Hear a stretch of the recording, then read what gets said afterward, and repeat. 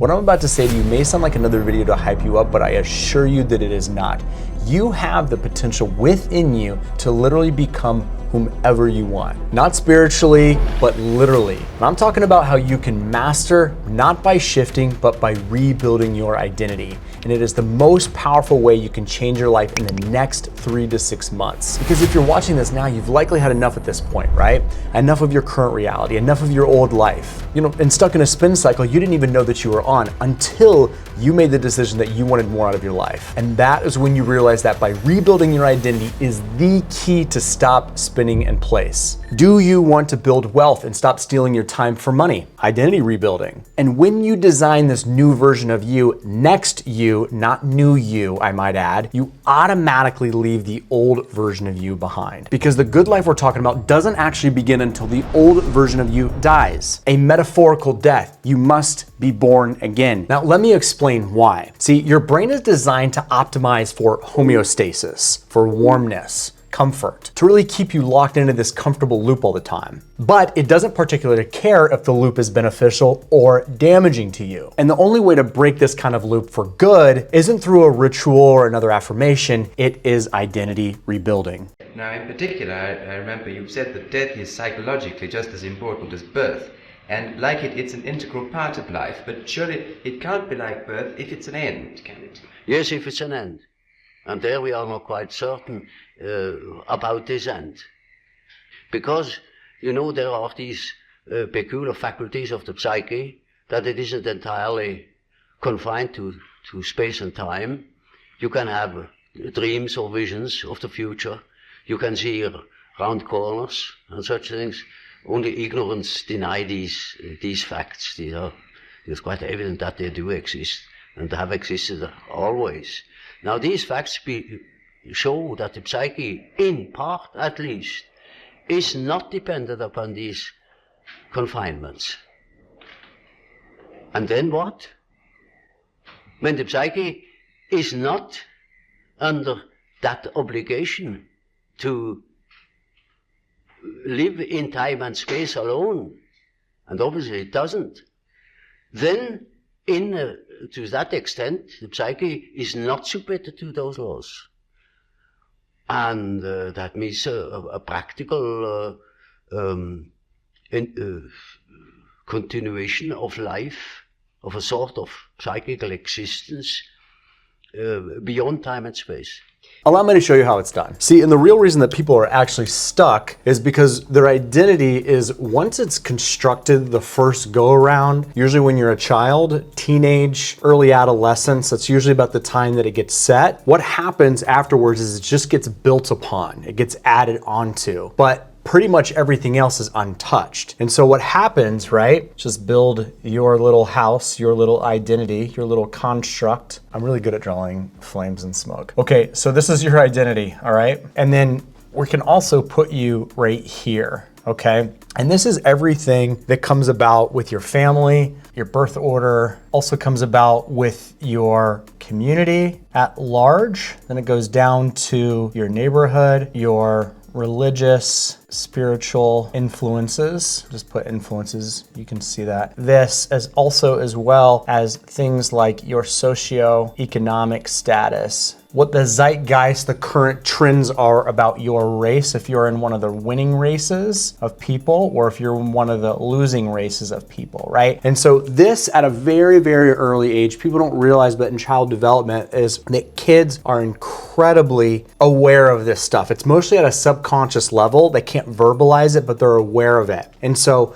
as you get older, right? As life goes on and you get older, these are still part of your core self of who you are. And so what I mean when I talk about the invisible bike, right? The bike that's in your living room that you're pedaling so hard on, is that you're trying to change things in your life. I call it push, polish, or switch. But what happens is that your life is changing faster than your identity does. And so when your identity doesn't actually get rebuilt, you are gonna produce the exact same outcomes all the time. It is a Groundhog's Day. And so stuckness is not failure. It's an outdated identity structure, right? If you like the metaphor of the house, just think about your grandparents' place. Shag carpet, maybe plastic over the furniture, like weird pink bathrooms, okay? So you can push that, you can work harder in that environment, you can polish it, or you could switch out a pink bathtub for a lime green bathtub. It's still all the same. It's outdated. So most people aren't broken, okay? They're just running on an old identity in a new part of their life. Okay, and this was huge all in the New Testament. This was massive. I'm gonna read a huge chunk here from Matthew 9, starting at verse 14, okay? Listen up here. When the disciples of John came to him asking, "Why do we and the Pharisees fast, but the disciples do not fast?" And Jesus said to him, he's about to speak in metaphors, okay, to get people to really grasp a concept. The attendants of a bridegroom cannot mourn as long as the bridegroom is with them, can they? Okay, we're at a wedding situation here. But the days will come when a bridegroom is taken away from them, and then they will fast. But nobody puts a patch of unshrunken cloth on an old garment, for the patch pulls, and it pulls away from the garment, and then it worsens the tear, okay? We put a patch on a piece of clothes, right, and we wash that piece of clothes. That new patch, right, when it gets washed, which shrunk, if you're active in it, it will tear the garment itself around that area because the garment is old but the patch is new. Nor do people put new wine into old wineskins, otherwise the wineskins will burst and the wine pours out and the wineskins are ruined. But if they put new wine into fresh wineskins, both are preserved. Let he who has ears listen. For those who understand this, you get it. You do not put new wine into old wineskins. We do not put a new patch on an old piece of fabric. We do not take your grandparents' old bathtub and plastic covered couch and put it in a new house. It will look tacky. It will not work. We do not cut out the shag carpet and put it into a new place. And this is how all of our lives are run until you consciously choose to rebuild it. We do not push, we do not polish, we do not swap. And this is why this stuff is so triggering to people, because you want to try harder. You want to plan more. You want to consume more advice. You want to self-correct constantly. And all of that is going to happen upon this same identity. So every attempt, even though you might get some results, it ultimately collapses. Back in the same loop over and over on that stationary bike, burning calories in your living room, going absolutely nowhere. So you're not failing to move forward. You are perfectly executing at an old identity. Are you conceptualizing this right now? Everything that is happening in your life right now is exactly how it was designed to. It's constantly being in the same repeated patterns. The mechanism is working perfectly imperfect. It's akin to old mob racketeering, right? We create a system that is intentionally set up to fail. There's a payoff somewhere. So when you're trying to get that job, right? When you're trying to date that person, and we constantly have the same issues over and over and over again, you have to understand that you are perfectly acting perfect. Everything is perfectly not working. Do you get this? That this is a system that was designed. Most of the time, this is unconsciously designed by your environment and these other factors right here. So you have to get cognizant. You have to become aware of this, that is intentionally like a servo mechanism not working. So we can push harder, we can polish it, or we can switch it, right? We can push. I need to work harder. We can polish. I need to make this look a little bit better. Or we can switch it. Oh, I just need to get a different job. I just need to get a different girlfriend. I just need to get a different boyfriend, right?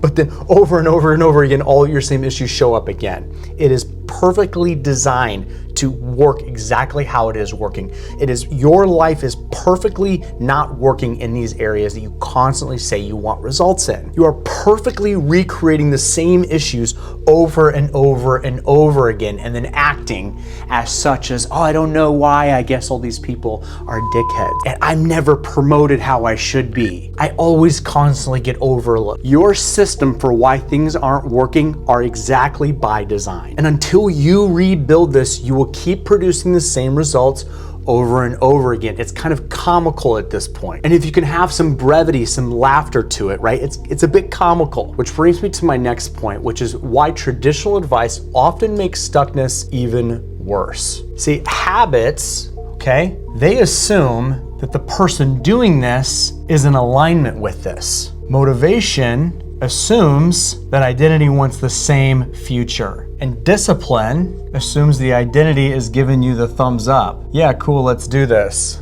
So when your identity is outdated, right, habits always feel forced, okay? Motivation burns out, and discipline just becomes another way to self-judge yourself, hate yourself, and pour on shame. And I wanna make another distinction here because I know where your headspace is likely going right now. And that is, identity is not thinking. Identity isn't really what you believe. Identity is what you default to, what you feel loyal to, return to under stress. See, identity lives in behavior. It lives in roles and often self-expectations, not really something like affirmations. So then you're probably asking, then what is actually identity rebuilding? Okay, identity rebuilding is recognizing the identity that worked before no longer fits. And it is dismantling these old behaviors, these outdated roles, and these outdated expectations, and installing a new internal operating system. And most people are trying to build a new life on an old operating system. Now, you might be excited about this, about these opportunities, about creating these dream outcomes for yourself, but I wanna tell you that there are 3 main reasons why people do not actually do this work. Or when they start, they completely quit. The number 1 reason, emotional loyalty. This is being completely loyal to the way that their feelings and the way they express themselves are all around this. They have been repeating the same emotional either outburst, reactions, whatever it is, to this old person, okay? And this gets stored deeply in a person's nervous system, but they're also at a subconscious level, they are actually loyal to this. So what that might look like is reactions to certain things in your life that have almost always upset you, okay? That could be reactions to certain political things, that could be reactions to certain people in your family and conversation, right? There's a loyalty to how you respond to things. Number 2, and this is a big one, is the fear of being fake, right? Or inauthentic, okay? I'm afraid of losing myself. But do you get how silly this is, right? This is the person who constantly produces the exact same results in their life, but yet I'm afraid of losing myself, right? I have loyalty to this person, a deep loyalty. I don't want to lose them. And I can resonate and understand deeply to this, right? Because when we understand this, the stories, the emotional attachments that we have to this, and programming of why we are the way that we are this way because my mom was like this, because my dad treated me like this, because this is just how life is for me, right? We all have these, and you know what they are if you can verbalize them. Once you recreate meaning around these stories that you've had for such a long time, there is a losing yourself that happens, a substantial losing of yourself. Because once you thought what was once historically accurate in your life, when you hear a different version of this, maybe from a family member, seeing old photos, and you had this narrative in your mind, you have built your life and your personality based on these things. So there is a losing myself that happens here. And you have an emotional attachment to this. So when you're going out in the world and you realize that, hey, maybe this actually didn't happen in my family,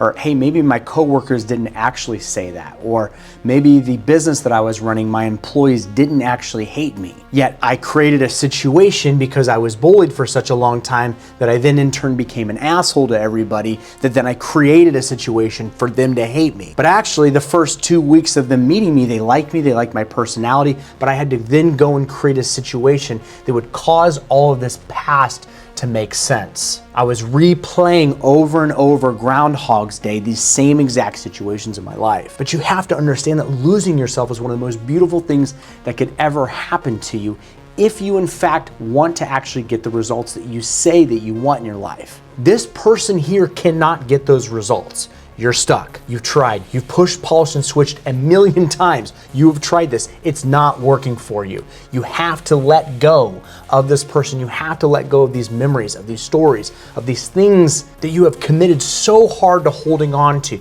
There is a letting go of this. But when you let go of this, there's a new portal of opportunity that can happen in your life. A new completely way of seeing things, what's possible for you in your life and the people that you love. And if you're hearing stuff like this for the first time, you are now learning that your identity can be rebuilt. And I promise you, this is the most beautiful thing that you can ever do for your life. And number 3, staying safe is always more familiar than rebuilding. I understand that safety is important for a lot of people. It is hard for me to relate to point number 3 because I personally don't value safety and comfort that much. But I understand for many clients that I've worked with that this is an incredibly important point. All I can say to this is that you're gonna be dead soon. You're probably already halfway through your life right now. I think the average life expectancy is around 75, 80. And so if you're in your 30s, you're about halfway through your life already. So to me, knowing that just cancels, I don't give a shit about this, to be honest. And if I can do anything with my life, then I will sure as shit sleep on a couch. I will sell my belongings. I'll quit that job. I'll build that business. Whatever is needed externally for me to get into that place, I will do this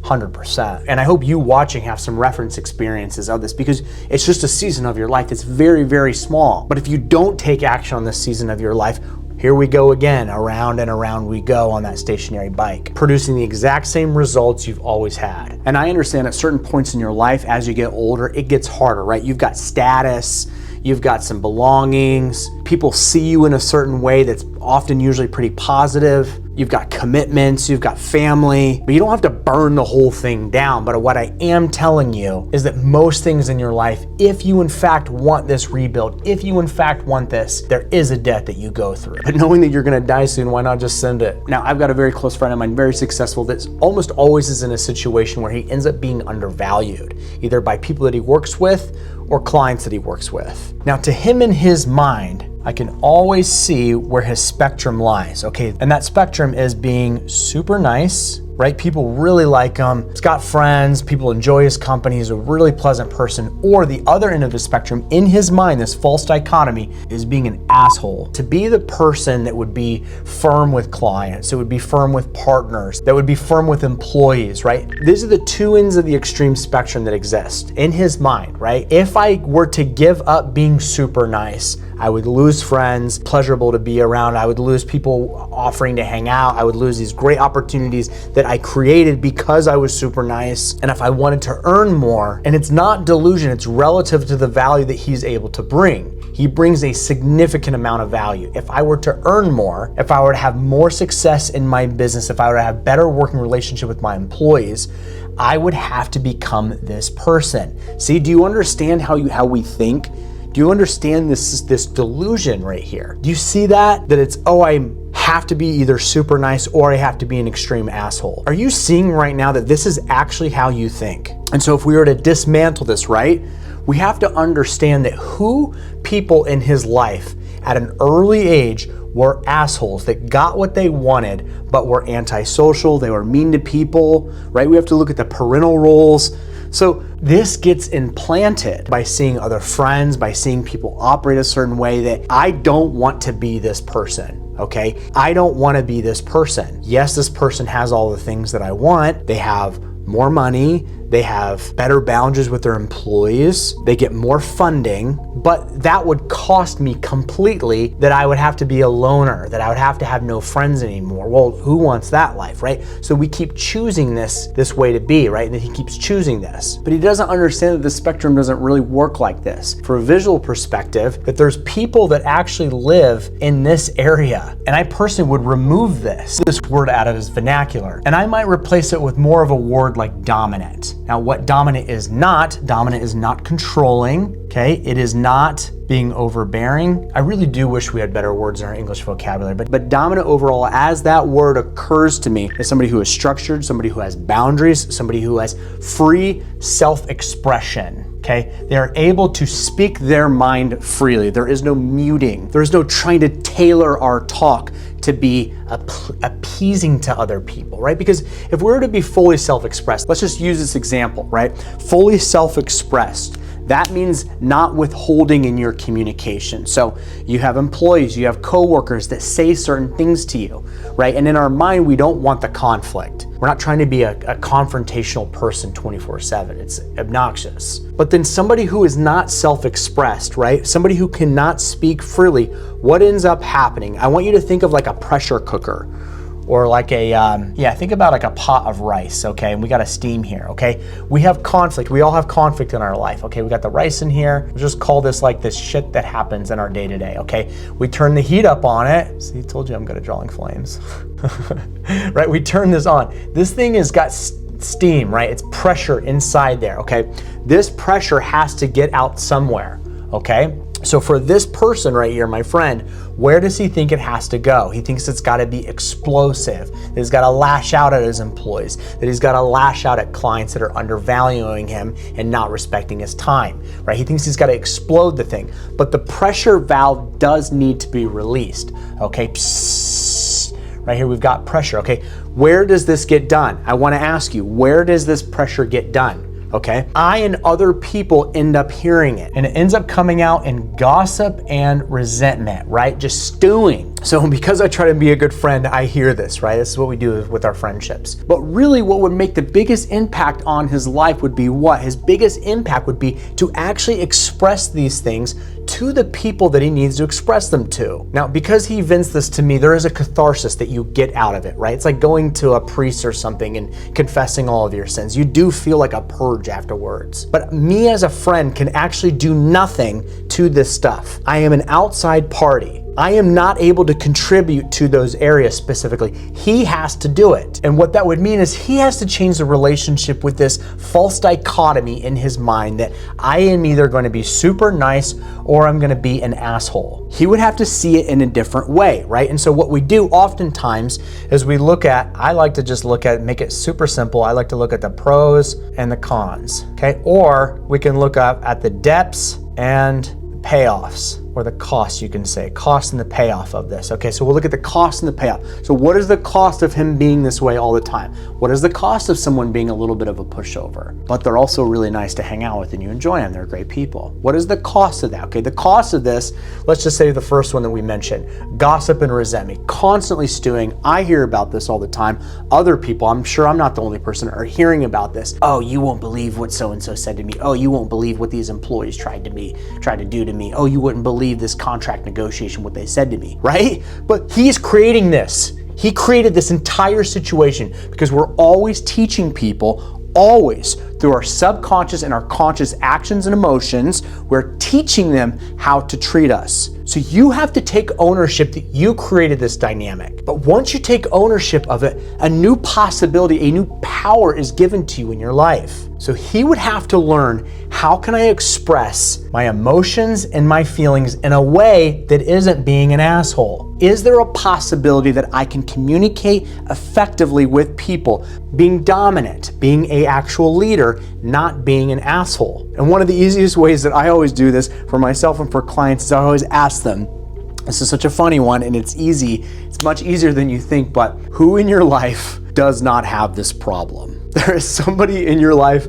that this whole situation doesn't exist for them. There is somebody who does not have the employee problems that you have. This is not a universal truth for everybody. There is somebody who does not have these problems. So I would say the first thing would be to figure out who those people are, and you can even write them down. The second thing is, what do they have to believe about themselves and their life for them not to even have this issue? Well, they would have to believe, let's take some examples, right? That maybe employees sometimes are going to try and get away with things, but not make them wrong for it. Sometimes it's just human nature. They would also have to believe, or maybe an understanding, that oftentimes people are going to pay you what you'll accept. Now, this does not mean, oh, I deserve $60,000 retainers because I know my worth, as a person. Like, dude, if you're able to produce more results for somebody where the 60K is an investment, great. If you just think you should get paid that amount for whatever reason, turn this video off. I'm not speaking to you. That's just false entitlement. So that person would then have to believe